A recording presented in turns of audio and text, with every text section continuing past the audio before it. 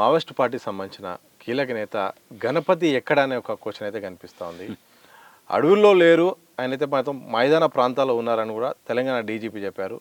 కాదు విదేశాల్లో ఉన్నారు, నేపాల్లో ఉన్నారు అని చెప్తున్నారు. ఒకరిద్దరు అయితే మాత్రం ఆయన రావాల్సిందే, ఆయన బయటకు వస్తే బాగుంటుంది, లొంగిపోవాలని కొంతమంది చెప్తున్నారు. ఏం చెప్తారు సార్ గణపతి గారు? ఆయన బంధువులు కోరారు బయటకు వచ్చేయమని. ఇప్పుడు ఎలాగైతే తిప్పిరి తిరుపతి గారి తమ్ముడి కుమార్తె అవును పెదనాన్న వచ్చాయి అని చెప్పి ఆ అమ్మాయి పిలుపునిచ్చిందో, అవును అదే పద్ధతిలో గణపతి బ్రదర్స్ అంటే వాళ్ళ కజిన్ బ్రదర్ ఎవరితోనో మాట్లాడించి దాన్ని విపరీతంగా సర్క్యులేట్ చేశారు వీడియో. అంటే స్ట్రేటే చేస్తోంది ఈ కార్యక్రమం.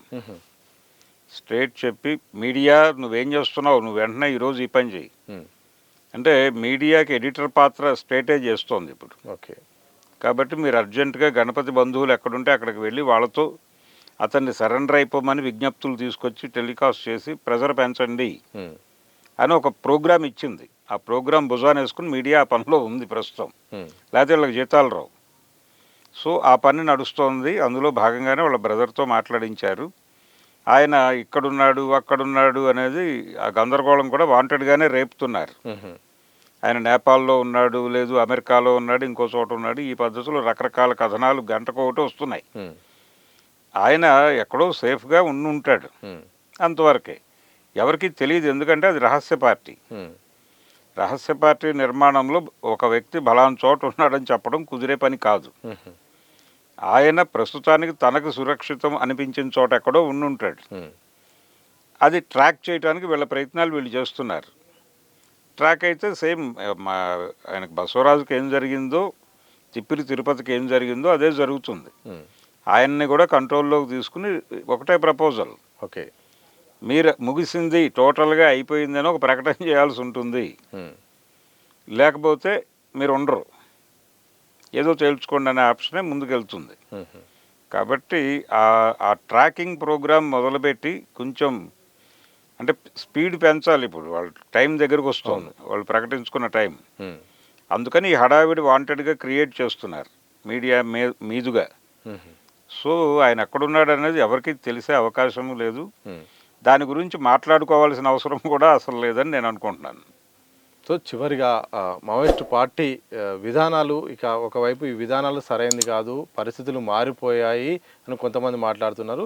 సరే, లొంగిపోయి బయటకు వచ్చిన వాళ్ళు కూడా ఒకటే మాట్లాడుతున్నారు, ఏంటంటే పరిస్థితులు మారాయి, ఇప్పుడున్న పరిస్థితుల్లో ఇదే సరైన నిర్ణయం అని వాళ్ళు చెప్తున్నారు. మీరేం చెప్తారు సార్? అంటే పరిస్థితులు మారాయని వాళ్ళు చెప్తున్నది అంటే గతంలో లాగా లేదు అంటే 95కు ముందు ఉన్నటువంటి భారతదేశం కాదు ఇది. 95 నుంచి మొదలైంది. 95 అంటే ఇప్పటికి ఎంతకాలం అయింది? 30 ఏళ్ళు దాటాము. 33 సంవత్సరాల క్రితం మన దేశంలోకి ఆర్థిక సరళీకరణలు ప్రవేశించినాయి. ఈ ఆర్థిక సరళీకరణలు ప్రవేశిస్తున్న సమయంలోనే ఇంకొకటి జరిగింది. చాలా స్పష్టంగా ఈస్ట్ యూరోప్ కుప్పకూలిన తర్వాత, సోవియట్ రష్యా కుప్పకూలిన తర్వాత, దీనికంటే ఒక 4 ఏళ్ల ముందు జరిగినటువంటి కారంచేడు నుంచి మొదలైనటువంటి దళిత చేతన నెమ్మదిగా ఈ ఈస్ట్ యూరోపు ఇవన్నీ కుప్పకూలిపోతున్నటువంటి సందర్భంలో అస్తిత్వవాద ఉద్యమాలు ముందుకు వచ్చినాయి. ఈ అస్తిత్వవాద ఉద్యమాలని భుజాన వేసుకొని వాళ్ళలోకి వెళ్ళటంలో ఒక ఇబ్బంది జరిగింది మావోయిస్ట్ పార్టీ నుంచి, అప్పటి పీపుల్స్ వార్ నుంచి. కాబట్టి ఇలాంటి కొన్ని అపసవ్యతలు జరగటం వలన కొన్ని సమూహాల నుంచి తీసుకోవాల్సిన మద్దతును తీసుకోలేకపోయింది. ఇప్పటికీ అదే జరుగుతోంది. ఓకే, ఓన్ చేసుకోవట్లేదు. కాబట్టి వాళ్ళతో డైలాగ్లోకి వెళ్ళాలి. ఇప్పుడు వాళ్ళలోకి రిట్రీట్ అవ్వాలి పార్టీ. అది జరిగితే సరిపోతుంది, అంతకుమించి ఏం లేదు అక్కడ. ఆ కార్యక్రమం ఎలా జరుగుతుంది అనేదే చూడాలి. అందుకని నేనేమంటానంటే, మీరు ఇప్పుడు అన్నారు ఏమిటిది అంటే మారిన పరిస్థితులు అని. ఈ మారిన పరిస్థితులకి ఈ రోజున అంకురార్పణ జరగలేదు. ఇప్పుడు ఈ రోజున మారలేదు పరిస్థితి, 95లోనే మారాయి. ఓకే, మారిన రోజే మెలకువగా పనిచేసి ఉంటే వేణుగోపాల్ గారు ఉన్నారు అప్పుడు కీలకంగానే. మరి అప్పుడు ఆయన ఏం ఆలోచించాడు? ఈ రోజున మాట్లాడుతున్నట్టు 2-3 ఇయర్స్ బ్యాక్ ఆయన ఒక 3-4 ఏళ్ల క్రితం నుంచి ఆయనకు ఆందోళన మొదలైంది. అంటే వీళ్ళు ఎప్పుడైతే పీక్స్కి వెళ్ళిపోతుంది, ఇంకా వాళ్ళ మీద ప్రెజర్ ఉంది, ఉమ్, గవర్నమెంట్ మీద ప్రెజర్ ఉంది. ఉమ్, బాబు మైనింగ్ ఏరియా మొత్తం మాకు వేకేట్ చేసి అప్పచెప్పండి అని. ఉమ్, మీరు ఒక బిల్డర్తో అగ్రిమెంట్ కుదుర్చుకుంటారు, మీ ఇంటిని డెవలప్మెంట్కి ఇస్తామని. ఓకే. మీ ఇంట్లో ఏవో ఇష్యూస్ ఉంటాయి, ఉమ్, మీరు వాడికి చెప్పిన ప్రామిస్ నిలబెట్టుకోవడానికి ఈ ఇష్యూస్ అడ్డం పడుతున్నప్పుడు వాడి ప్రెజర్ పెంచుతాడు కదా మీ మీద. అవును. అదే ప్రెజర్ ప్రభుత్వం మీద ఉంది. ఉమ్, మీరు అర్జెంటుగా వీళ్ళందరినీ తొలగించి మాకు అప్పచెప్తారా, లేకపోతే మిమ్మల్ని వేసేయమంటారా అని అట్నుంచి అమిత్ షాకి ప్రెజర్ ఉంది. ఉహు, అందుకని ఆయన తొందరపడుతున్నాడు. ఈ తొందరపడుతున్నటువంటి తొక్కిసలాట వ్యవహారంలో మనం ఇక్కడ ఉండడం సేఫ్ కాదు ఉమ్, అని ఒక స్టాండ్ తీసేసుకున్నాడు ఆయన. ఉమ్, తీసుకుని ఆయన ధోరణిలో హడావిడిగా వెళ్ళి వాళ్ళతో కుమ్మక్కయి ఉమ్, సాధ్యమైనంత మందిని తీసుకెళ్ళి అయిపోయింది అనేటువంటి ఇంప్రెషన్ ప్రపంచానికి ఇవ్వడం కోసం ప్రయత్నం చేశాడు ఆయన. కుమ్మక్కయ్యారా?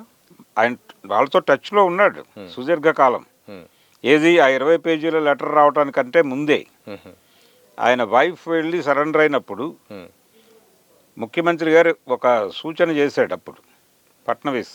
ఉమ్, ఆయన కూడా అతి త్వరలో ఇదే వేదిక మీద నిలబడేటువంటి ఛాన్స్ ఉంది అన్నాడు. ఉమ్, సో ఇండికేట్ చేసింది అంటే గవర్నమెంట్ వైపు నుంచి ఆ చొరవ ప్రదర్శించారు వాళ్ళు. ఉహు, మేము వారు మా రాడార్లో ఉన్నారు అనేటువంటి ఒక ఇది ఇంప్రెషన్ ఉహు, ఆయన ఇచ్చాడు ఉమ్, సీఎం గారు. ఆ తర్వాత దాన్ని నొక్కి వక్కాణించాడు కూడా. ఉమ్, నేను ఆ రోజే చెప్పాను కదా ఆ సీన్ జరిగింది కదా అని. ఉమ్, సో ఇలాంటి కార్యక్రమాలు ఉన్నాయంటే వీళ్ళు నెమ్మదిగా నెగోషియేషన్స్లోకి వెళ్ళారు. అందుకని ఆయన సరెండర్ కొంచెం జనాలను ఇబ్బంది పెట్టింది. అంటే అది ఇంకొన్ని నష్టాలకి కూడా దారి తీసింది. ఉహు, అందుకని ఆయన సరెండర్ పట్ల కొన్ని అభ్యంతరాలు ఉన్నాయి ఇప్పటికీ ప్రపంచానికి. అయితే మిగిలిన సరెండర్ల గొడవ వేరు. ఓకే. మిగిలిన సరెండర్ల గొడవ వేరు. ఇప్పుడు ఆసన్న ఎందుకు మాట్లాడట్లేదు ఈ మధ్య? ఉమ్, అవును. ఆయన ఎందుకు కనిపించట్లేదు? ఇద్దరూ కలిసి కనిపించారు కదా మొదట. అవును. ఇప్పుడు ఓన్లీ వేణుగోపాల్ ఎందుకు మాట్లాడుతున్నాడు? ఆసన్నని ఎక్కడ దాచారు అనేది కూడా ఒక డౌట్ ఉంది. అంటే ఆయన హిడ్మా ఎన్కౌంటర్ జరిగిన తర్వాత, హిడ్మా బూటకప్ ఎన్కౌంటర్ జరిగిన తర్వాతకి ఒక ఇంటర్వ్యూ ఇచ్చాడు ఉమ్, ఆసన్న. అందులో చాలా స్పష్టంగా ఆయన చెప్పిన మాట ఏంటంటే హిడ్మాని పట్టుకుని చంపేశారు, ఇది ఎన్కౌంటర్ కాదు, ఇది బూటకప్ ఎన్కౌంటర్, చాలా స్పష్టంగా నేను ఎవరితోనైనా ఈ విషయం చెప్పగలను అన్నాడు ఆయన.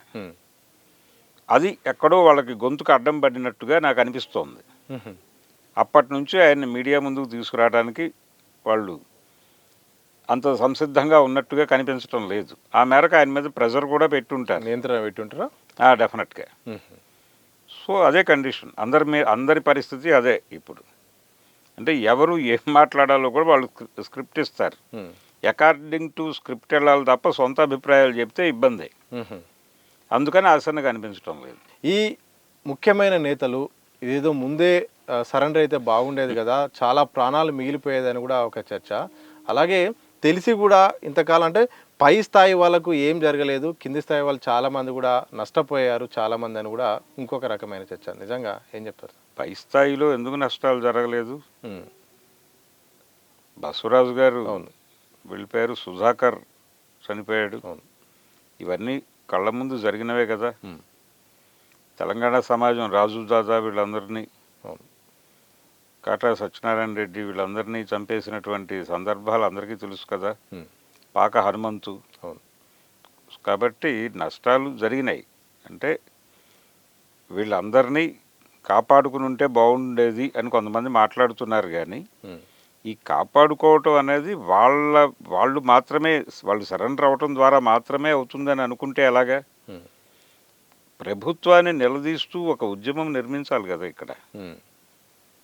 వీళ్ళు కోరుకుంటున్న వాళ్ళందరూ కూడా శాపనార్థాలు పెడుతున్నారు. కానీ ప్రభుత్వాన్ని నియంత్రించడానికి ఇక్కడ ఒక చిన్న కదలిక చేద్దాం, రోడ్డు మీదకి వచ్చి మనం ప్రెస్ మీట్ పెడదాం, కనీసం ప్రభుత్వం ఇలా దుర్మార్గంగా వ్యవహరిస్తోందని మాట్లాడదాం. అంటే పౌర హక్కుల సంఘమైనా కమ్యూనిస్ట్ పార్టీలైనా? కమ్యూనిస్ట్ పార్టీ అని కాదండి. ఇప్పుడు ఎవరైతే మావోయిస్ట్ పార్టీ మీద విరుచుకుపడుతున్నారో, ముందే మీరు బయటకు వచ్చేసి ఉంటే, ముందే సరెండర్ అయిపోయి ఉంటే అని మాట్లాడుతున్నారు కదా చాలామంది. అసలు ఆ విధానమే తప్పు, సాయుధ పోరాటమే తప్పు. ఈ మాట్లాడుతున్న పెద్దలందరూ కూడా ప్రభుత్వాన్ని నిలదీస్తూ ఒక కార్యక్రమం మొదలుపెట్టుంటే ప్రభుత్వం కొంత న్యూట్రలైజ్ అయ్యేది. ప్రభుత్వాన్ని న్యూట్రలైజ్ చేయటం అనే కార్యక్రమంలో వీళ్ళెవరూ క్రియాశీలకంగా లేరు. ఉమ్, ఎంతసేపు లొంగిపోమ్మని మావోయిస్టుల మీద యుద్ధం చేశారు కానీ ఉమ్, వీళ్ళని ఎందుకు చంపేస్తున్నావు అని చెప్పి స్ట్రైట్ని పట్టుకొని సీరియస్గా రోడ్డు మీద నిలబెట్టిన ప్రయత్నం వాళ్ళు చేయలే. ఉమ్, అది ఇప్పటికైనా చేస్తే మంచిదని నా ఉద్దేశం. ఎవరైతే లొంగిపోవాలి, సరెండర్ అయిపోవాలి మీరు అన్నట్టుగా ఓకే. ఇంకా ముందే బయటకు వచ్చేసి ఉంటే పోయేది.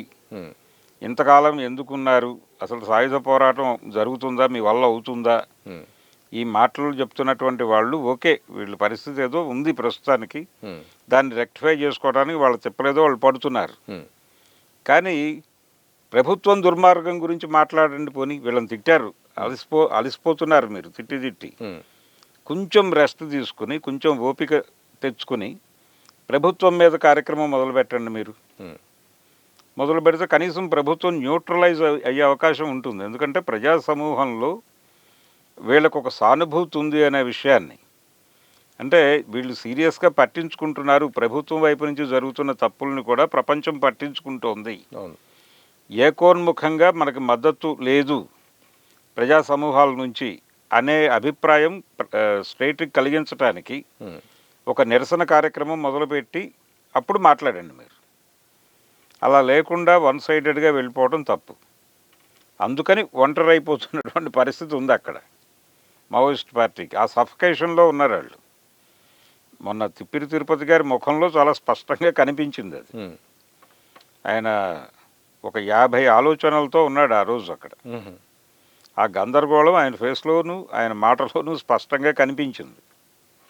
అంటే చాలా తీవ్రంగా ఆలోచనలు నడుస్తున్నాయి బ్రెయిన్లో. అటువంటి కండిషన్లోకి నెట్టేశారు వీళ్ళని. అది ప్రతిబింబం. సార్